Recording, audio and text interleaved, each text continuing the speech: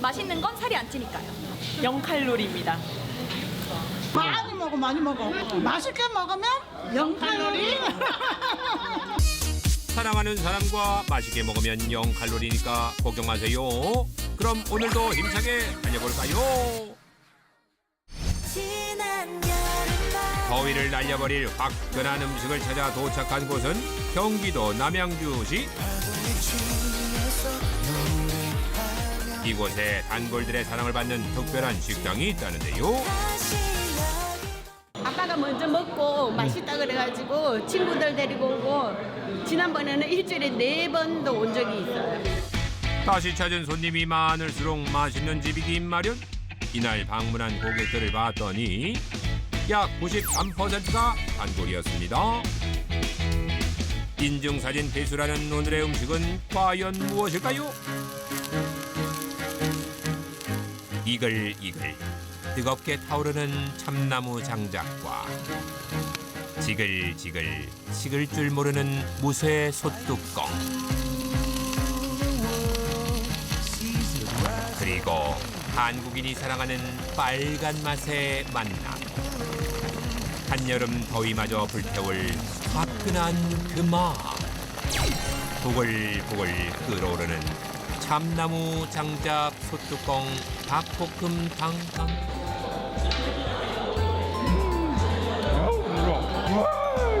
뭐라고 표현하냐? 그 벅찬 감동을 몸으로 표현하는 단골. 살이요 흐물흐물하지 않고 쫄깃쫄깃한데 그걸 몸으로 표현한 거예요. 여기에 찾아온 손님들 단골로 만드는 위장의 메뉴가 있었으니 또 이게 또 별미죠, 이게. 근데 이게 진짜 신의 한 수예요. 너무 흔하고 그런 건데 여기 닭도리탕에 양념에 이렇게 한다는 거는 생각지도 못한 건데 닭볶음탕 먹기 전 이 맛에 먼저 반한다는 별미 중에 별미가 있었으니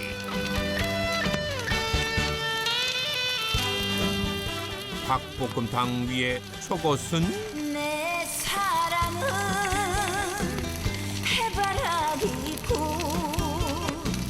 해바라기 꽃처럼 소뚜껑에 활짝 핀 양념 어묵꼬치. 어묵꼬치 활짝 피었습니다. 소뚜껑 닭볶음탕. 닭볶음탕이 다 끓을 때까지 기다리는 게 힘들다고요? 걱정하실 필요 없습니다. 요 양념 어묵을 먹으면 되니까요. 잘 먹네. 어우, 이쁘네. TV에 나오는데 더 잘 먹네. 닭볶음탕 양념을 쫙 빨아들인 매콤달콤 꼬치 어묵은 모두가 아는 맛이지만 그래서 더 거부할 수 없다는군요. 어떤 단골은 오자마자 이 어묵부터 주문합니다. 어떻게 어묵꼬치를 닭볶음탕에 넣을 생각을 했을까요? 처음에 저희가 이걸 준비할 때 손님이 와서 이거 어묵을 나보고 사다 달라고 그러더라고요. 그래서 왜 그러시냐지 여기다 너무 맛있을 것 같대요. 그래서 그 아이디어를 주셔서 저희가 이제 이걸 좀 더 발전시킨 거지. 매콤달콤 양념 어묵꼬치로 허기를 채웠으면 이제 본격적으로 닭볶음탕의 비밀을 파헤쳐볼 차례. 일단 이 화력에 비밀이 있습니다. 오직 참나무 장작만 사용한다는 주인장. 강력한 화력으로 커다란 토종닭을 속까지 익히기 위해서입니다. 장작 온도를 측정해 봤더니 무려 484도씨. 참나무의 은은한 향이 계속 나는 것 같고요. 그다음에 다 먹을 때까지 그 열을 계속 유지시켜주기 때문에 그게 너무 좋은 것 같습니다. 속까지 부드럽게 익는 데다 은은한 참나무 향까지 쏙쏙 배어드니 안성맞춤이라는 참나무 장작. 남녀노소 누구에게나 인기가 좋습니다.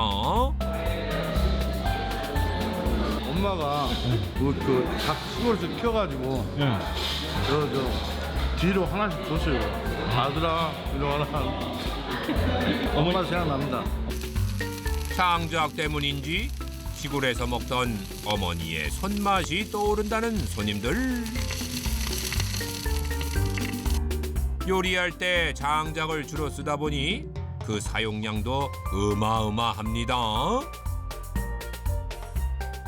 망이 이게 10kg예요. 이거 하나 떼우면 딱 30분. 보통 한 달에 한 500개에서 600개 사이? 1년이면 80톤 정도 쓰는 거겠죠? 사용량이 워낙 많다 보니 장작을 전담하는 공장에서 전용 장작을 받아 쓴다는 주인장.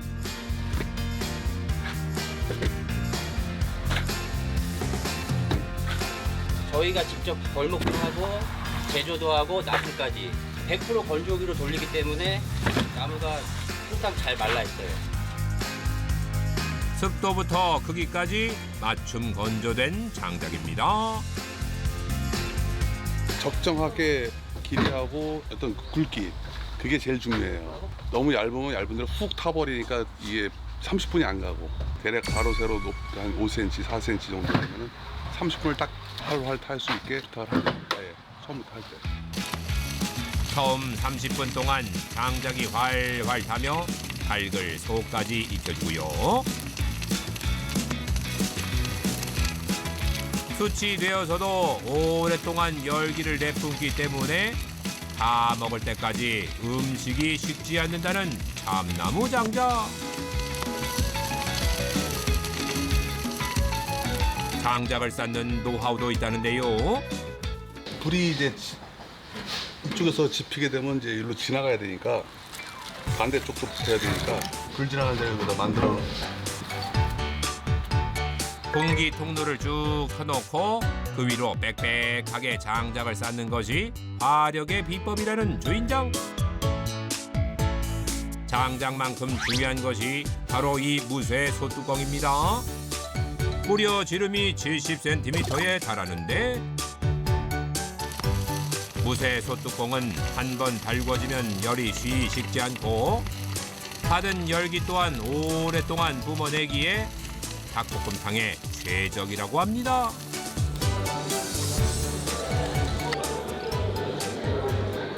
양념이 지나치게 맵지 않고 아들 먹기도 좋고 고기도 이거 양념하고 적당히 우러져가지고 부들부들하니 맛있네요. 엄청 맛있어요.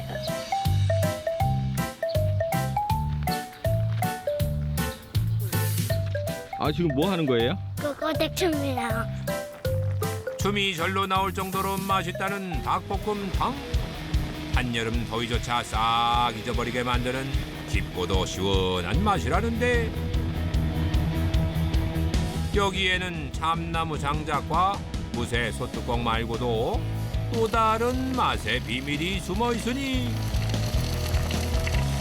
바로 잡냄새 없이 깔끔한 닭고기와 국물입니다.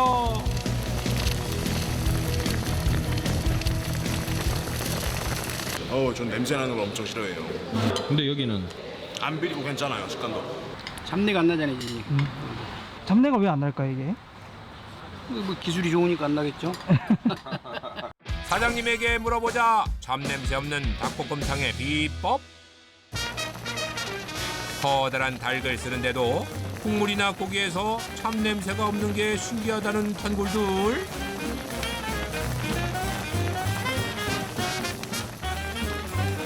닭을 먼저 살펴봤더니 1.7kg 이상의 토종닭 맞습니다. 그런데 삶는 방식이 좀 특이합니다.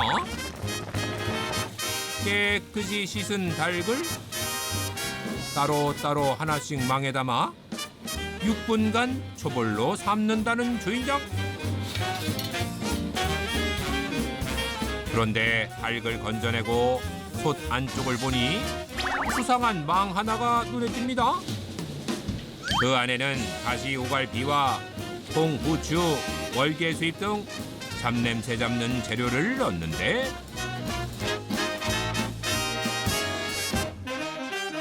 저희 집만의 특별하게 이제 이 잡내 잡는 방법이 딱 한 가지 있습니다. 중요한 재료 하나가 더 들어가야 한다는 주인장. 주인장이 가져온 그것은 이게 뭔가요? 이걸 넣고 밑국물을 만드는 것이 비법이라는 주인장. 궁금해하던 단골들이 직접 시식을 해봤습니다. 이게 솔잎향 같기도 하고 무슨 향이지? 알 수 없는 맛. 오묘합니다. 사골 연한 맛 같아요. 이 중에 정답이 있을까요? 아무리 싱싱한 닭이 들어온다 하더라도 이게 우리가 토종닭을 쓰다 보니까 잡내에 대해서 좀 고민이 많았어요. 이 잔대가 효과가 크다 그래서 이걸 사용하게 됐습니다. 더덕과 비슷한 향이 나는 잔대를 써서 잡냄새를 잡았다는 주인장. 잔대와 약재를 우린 밑국물에 닭고기를 초벌로 삶아 잡냄새를 제거하고요. 마늘, 고추장, 물엿, 고춧가루로 매콤한 양념장을 만듭니다. 그리고 완성한 양념장에 닭고기를 1차로 버무려 6시간 동안 재워둔다는 주인장. 이렇게 해야만 양념이 속까지 쏙쏙 파고들어 속살까지 맛있는 닭볶음탕이 된다고 합니다. 이제 2차로 양념을 추가하고 소뚜껑 위에서 장작불로 끓이면 주인장표 닭볶음탕 완성! 비법 모아 완성한 닭볶음탕에서 손을 떼지 못하는 손님들. 하지만 아직 끝난 게 아닙니다. 마지막은 볶음밥 해야 돼요. 그렇지요. 볶음밥까지 먹어줘야 진정한 한 끼의 마무리라는 단골들. 소뚜껑 바닥에 눌러붙은 볶음밥까지 싹싹 긁어 먹어야 제맛. 안 찔 것 같은데 기분 좋게 먹어갖고. 맛있는 거 먹으려고 사는 거죠. 다이어트는 내일부터. 사랑하는 사람들과 맛있게 먹으면 0칼로리.